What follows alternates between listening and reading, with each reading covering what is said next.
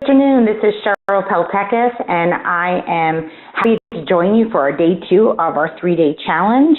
I am one of the partners with Home Care Sales, also known as the Solutionist, and I was very, very thankful for everyone that participated yesterday in our challenge. And I wanted to share with you that we were blessed to have some really good responses. And I did raffle the $25 gift card, and we have our winner listed on Facebook. So thank you again. And I am ready to launch into day 2, which is tracking your sales reps' progress. I know you see those monitors in front of you and you think, wow, do I have to sit at a desk and have 15 computer screens with data in front of me in order for me to monitor my organization or my sales reps? And I'm going to tell you, no, don't make it complicated. And we're going to talk about today on how we identify some key metrics and common sense and the wisdom behind using that. Metrics are tracked, and they should be tracked for really 2 different areas. Whether you are the owner, you're going to have to track these, as well as if you are a sales manager. Because metrics that are going to matter to you are going to matter that are related to operational issues and or your sales performance. They are interoperative, they are connected, and that is what you need to make sure that your culture is supporting that connectivity. What I want to talk about is, how do you manage? Are you one of these? I don't think I'm actually one on this page. I think I'm actually one of these. I'm probably a combination of this, and this. I am an emotional leader. I definitely look to the stars for advice, and I probably also like to say, hey, come through the hoops this way, and this is what we're going to do, this is what we can say. So I think that no matter what your style is unfortunately, right, we are going to be blamed for most of the performance that happens at our organization.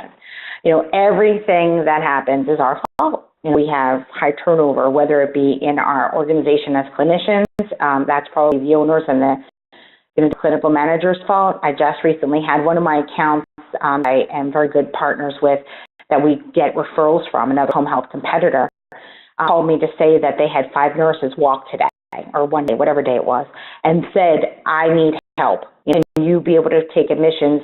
And I said, what happened? And she said, well, they had enough. They freaked out at the sales manager, at the nursing manager, and they all quit. And I just thought to myself, wow, that really, really sad to hear, because think about all the patients that they can't serve. I was happy I was going to be able to help them. But if you have the wrong people in your leadership positions, it is going to cause high turnover. Same thing with all the challenges that you face, lack of staff. That is the top leadership key's fault.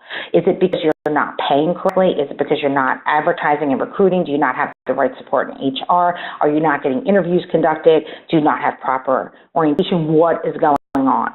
So poor perception of what your sales reps do, that's another one. I can't stand to see this, but I see it all the time. I will be on site doing an operational sales kind of review for an organization, and I'm just kind of going desk to desk and kind of getting an overview of what's happening. And in one of the rooms, and one of the people walk in and say, oh yeah, there's, Ron, he just walked in the office, and my God, he's always here every day. He never does anything. He probably doesn't even work your full day. He goes home and watches soap operas. And I'm like, woo, with that kind of talk, how does your office support staff going to feel about your sales reps? And that was coming from the owner. So that perception is really the fault of leadership. Same thing with customer service. If you're not properly training your staff or putting at your intake desk somebody key that's critical for your referral sources to communicate with, that's your fault. And again, poorly motivated sales reps, not helping them have a sales message of the week or a reason why they're walking in to see their reps next week. Yeah, that's our fault too. So here are 4 questions that I want you to ask yourself to find out if it's really mattering right now to you. The first indication that your metrics don't really matter is that you have way too many of them. So the region, what we live in today, is that we have lots of data, big data, little data, and all kinds of data in between. We're drowning in data. We never take the time to find out what the data means and count the things that really count. Take, for example, just in sales alone, the field in which I have the greatest business expertise. You measure your close ratio. You can measure the number of sales calls to get a client to give you that first referral. You can know how many new appointments are they able to, how many accounts can they get in to actually qualify. You can know how many new accounts they're obtaining. You can do forecasting accuracy. How much time are they spending in the prospecting funnel? You know, what are the velocity of execution of the sales stages? What is the average size of a deal that they're getting from a facility? You know, what are the average number of referrals that they're getting from a location, and how do you then, you know, predict profitability with that? You against weekly, monthly, quarterly, you get the idea, right? Most salespeople, when they're confronted with a barrage of data like this, that's of other people as well. A wall of numbers never gets read, except by the most brave mathematical souls. You know, when my gentleman does my cost report and he gives me this beautiful report that I can go through, I'm like, oh my God, I have to read these 6 pages. Like, I can't get past page 2. I have to have him come, sit down, and tell me the highlights. Tell me what I really need to know and how to make business decisions. And that's bad, because some of those metrics are essential to success. You know, head of sales who wants to make her metrics matter is this. They're going to select 3 or 4 critical ones to focus on like a laser. They're going to letting all the inconsequential ones go. I refer to this as the vital signs approach. Of course, you know, me being the RN, the vital signs approach. To metrics, you know, our vital signs track 3 or 4 things about us. You know, we like to know what our blood pressure is, our pulse, our respirations. And if we have a number that's off, what do we have to do? We have to take a deeper dive with our doctor. 2 with sales. If sales are off, you take a deeper dive with your manager. You know, you do a strategic account review. But by week, you just need to watch your vital signs. In other words, the very first and the foundational way to have your metrics matter is by identifying the vital few that make the biggest impact. Question 2, are your metrics predictive of performance? So then which metrics make the biggest impact? Like having your car, right? Which would you rather be looking at to keep you safe and get you to where you need to go? What's ahead of you in the windshield or when your rearview mirror? Obviously the windshield. You know, the rearview mirror only tells you where you've been. Metrics that matter then are windshield metrics, leading indicators, not rearview metrics or lagging metrics. They might be performing measures that you have to monitor. They may be something that you have to keep to meet expectations, and we're going to talk about that a little bit tomorrow. While lagging indicators can tell you some things, it's too few to do anything about those things because they're in the past. So leading indicators allow you to steer the course of your company into the future. You know, one of the things that I used to track every week is how many sales calls they did last week. Once I got experience and I started to really take a different point of view with my sales, I started to measure what to have on their calendar next week. How many accounts have they identified that they're going to go out and qualify for the month? How they come about selecting those accounts. So now we are looking at pushing forward into the future. Important as windshield metrics are, it's far easier for us to focus on rear view metrics. You know, mostly because they involve less thinking. The data is easily accessible and it's fairly easy to interpret. But the key to high performance is being able to shape the direction of the marketplace, the direction of your rep, not just react to it. In other words, think. If you want your metrics to matter, use your brain and find the ones that focus on the future and will actually predict your performance. Question 3, are your metrics tracked consistently? Third question to ask yourself about their track consistency is, do you actually have a metric that you are consistently reporting on? I tell you how many times that I've worked with a client and I help them, you know, define the metrics only to check in with them a few weeks later and they can't even remember what the metrics were, let alone measure progress against them. This happened to me so much that I've started, you know, warning my clients, I'm going to start checking on these things with you to make sure that you're following up with the metrics. So track them. You know, you get the point, like you've got to do it. That's the beauty of vital signs approach that I outlined. When you identify 3 or 4 numbers that are your company's true vital signs, then calculating them is going to be quick and easy. Do it every month and repetition is going to kick in, or every week, and it's going to just be something that you check just as easily as a resting pulse or blood pressure. In this regard, I've covered that fancy dashboards and all slick apps that are out there don't work. You need to keep it simple. In this exceedingly complex world, simple is also powerful. You know, Apple has done the best at this, minimalism. That's like a much cooler way that Apple would probably talk about that. So question 4, are metrics being celebrated publicly? You know, if you want your metrics to really matter, you need to supercharge them and put some energy in them, put them on steroids, right? Celebrate their success. Sadly, most managers use the metrics to catch people doing things wrong. They use them like a club, you know, beat people with a stick or poke them with. And this punitive approach to performance doesn't achieve excellence. It just pisses people off and it alienates them.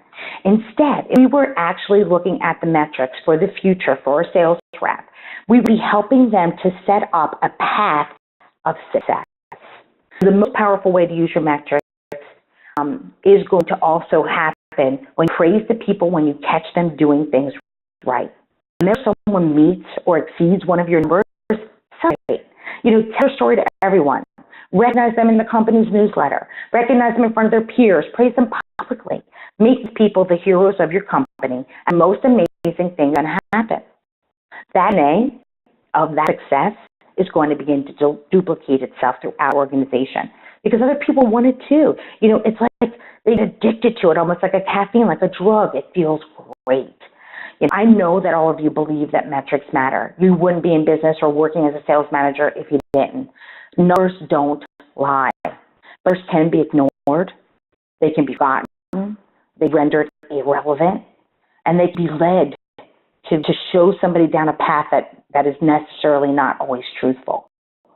So pick a few of the metrics that will make a difference and ensure that they're predictive of performance, track them consistently, and celebrate them. And you will be building a high-performance culture. That's exactly what I want you to be able to do for your team. More things, it also will allow you to remove the emotions from managing your staff. There's nothing more powerful than celebrating metrics for accomplishment with somebody, and sometimes in order to do that, you're going to have to start to address what are some of their expectations. And we're going to work on that tomorrow. But knowing metrics, it allows us to set a realistic goals to improve. It also makes targeting areas for performance improvement easy to identify, and it allows us to see where can my company go. You know, how can I get it to have an even better high-performance organization. So operationally, you need to decide what metrics matter. You know, all data needs to be measured for the entire organization, as well as drill down per office, per location, or per rep. You know, consider this is a metric for the organization that particularly makes us vulnerable to capture market share, or a metric for just monitoring and setting goals for sales reps. For example, your organization related to capturing market share is going to be your outcomes, for sure, right? As well as anything related to any areas that you drill into that outcome report. You know, like your repeat hospitalization rate, or the use of the emergency room, or are you having unique selling points that are differentiating you, such as disease management programs, things like that are differentiating you and allowing you to set the market expectations. You drill down into just studying one thing, like the number of referrals or admits, and still pick several metrics that matter just for that topic, like monitoring your conversion ratio between the percentage of the referrals that you get and how many get it, and looking to see is that staying consistent. That should probably be one of the things that's on your dashboard that's monitored, I would suggest, for referrals every single month. That's your non-admit reasons. And I really drill into your non-admits. I have seen some savvy administrators, savvy clinical directors, some savvy HR people pull the wool over the eyes of their owners and their sales managers because they're really not giving a great report on why somebody was a non-admit. You know, if a patient refused services, why they refused services. What did we do? What were the next best steps? Or have we sat down and made a best practices for how we are going to communicate back with patients that refuse? I will tell you that's one strategy that we changed real quick at my organization, is just reaching out to patients that said that they refused to have home health after hospitalization over day 3, day 5, day 7, and I will tell you probably 50% of them are coming on services. If they're not homebound, that's something that we need to be monitoring. If that referral source is uneducated to what homebound is, and does that drill down to one particular rep who maybe has learning deficit? Staffing, territory, insurance, do we not have contracts, and do we have a lack of disciplines in certain areas? We also want to monitor something called census retention rate. A lot of times when you build a sales team or you hire a lot of sales reps and you're starting to get more results and bringing in more referrals, your still does not change.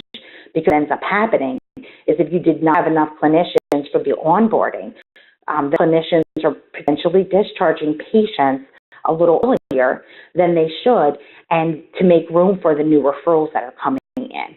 And really that patient then could technically have a poor outcome and end up affecting your outcomes overall. So monitoring your census retention rate is absolutely critical, especially as you are also monitoring your conversion rates. Total accounts referring to your organization each quarter. This is one quick, easy thing that actually automatically should be monitored, and it really tells you basically your referrals and admits. As well as all your referrals and admits are affected again by your outcomes, as well as making sure that you're doing a SWOT analysis, strength, weakness, opportunities, and threats. Performance metrics. What are the account metrics that matter to me? Well, how many accounts is that rep currently calling on? I monitor that closely. It lets me know when I need to hire another sales rep. Accounts referred to each rep for the 90 days. How many accounts out of those 90 days moved with their account rating? Meaning, did they go up from a C-rated account to a B? Did they go from a B to a C? How many A accounts do they have every 90 days? How many B accounts? How many C accounts? What are they building their accounts? And what can we do then to drill into one of those accounts and have a conversation about strategies that we can take it to the next level? And obviously for sales reports, metrics, monthly referrals, again, monitoring each rep's conversion rate. We're going to end today with our Facebook challenge for our $25 Amazon gift card. I'm going to raffle again for tomorrow. And this is our question of the day that I want you to answer on Facebook. Just share with me an operational metric as well as a sales performance metric that you're either currently tracking or you will track, and why. So operational and a sales performance metric. If you list both of them on Facebook, you will then have your name entered into my beautiful hat, and I will select a winner, and I will announce it on Facebook for the $25 gift card. Tomorrow is our day 3. I cannot believe how fast 3 days went. And you are going to be creating your own sales rep expectation report card. So that should be interesting. I'm looking forward to doing that with you tomorrow. If you have any questions, don't hesitate to reach out to me. My email is here, Cheryl@homecaresales.com. I hope you have a great day, and I'm really looking forward. Go post on our Facebook page under day 2. Share your operational and sales metric that you either currently track or now track, and why. Thanks. Have a great day.